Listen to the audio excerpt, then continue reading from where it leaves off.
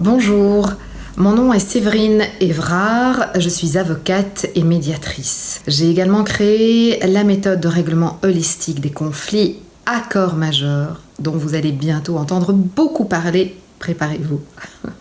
Dans quelle situation étais-je avant de suivre la formation ? Pour moi c'est simple, je ne pratiquais pas du tout la vidéo, j'étais dans un métier 2.0 sans vidéo, j'avais un business qui fonctionne très très bien, qui est essentiellement dans l'humain.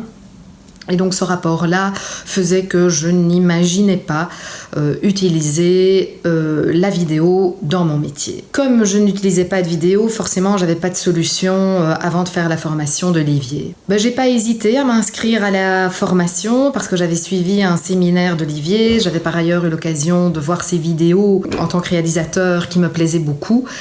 Et donc je savais que j'étais entre de bonnes mains pour pouvoir apprendre ce média et pour pouvoir l'utiliser à des fins professionnelles. Ce qui m'a fait franchir le pas, c'est que je savais que j'avais envie de faire de la vidéo, que je m'y amuserais, que c'était vraiment une occasion de laisser aller ma créativité, que j'allais aimer ça.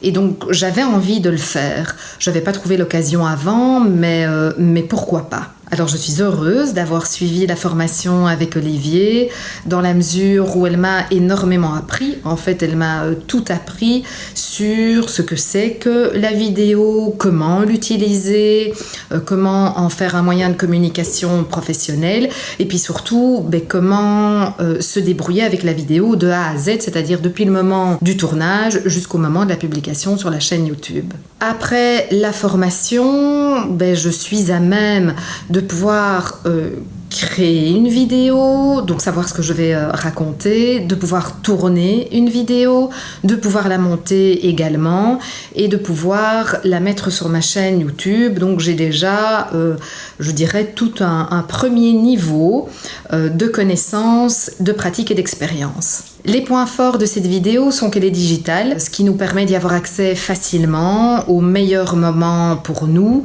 Elle est également bien structurée, donc quand on a une question, c'est assez facile de trouver la réponse en se référant à la vidéo qui concerne le sujet. Les vidéos sont courtes, donc on perd pas de temps, en même temps elles sont complètes.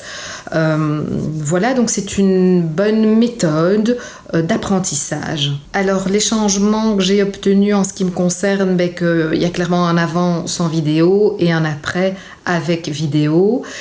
Beaucoup de plaisir, un champ de créativité, de désir et d'envie qui s'est agrandi et une intégration de la vidéo dans ma profession aujourd'hui. Si je ne m'étais pas inscrite à la formation, il est clair que le délai dans lequel j'aurais publié mes premières vidéos aurait été allongé d'autant. Parce qu'entre le moment où je me suis inscrite à la formation et le moment où j'ai publié mes premières vidéos, il y a clairement plusieurs mois qui se sont passés. J'ai dû apprivoiser le fait de faire des vidéos. Ça ne s'est pas fait du jour au lendemain. Il faut s'habituer à son image, il faut accepter de s'exposer, il faut prendre